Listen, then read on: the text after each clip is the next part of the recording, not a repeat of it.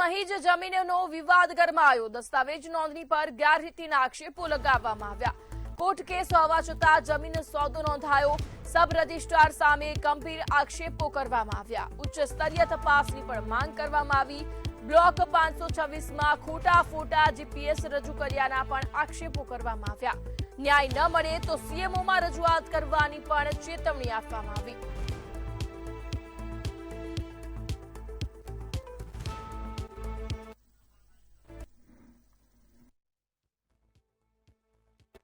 Register દ્વારા register દસ્તાવેજ કરવામાં આવ્યું અને દસ્તાવેજની અંદર સર્વે નંબર 526 નો દસ્તાવેજ કરવામાં આવ્યો અને ત્રીજી જગ્યાનું લોકેશન અને જગ્યાના ફોટા એડ કરવામાં આવ્યા। શું આ કોઈ પણ વ્યક્તિ અસામાજિક તત્વ કોઈ બીજું દસ્તાવેજ કરશે અને મુખ્યમંત્રીના નિવાસસ્થાનના ફોટા મૂકશે તો શું આ સબ રજિસ્ટર એ દસ્તાવેજ માન્ય ગણશે?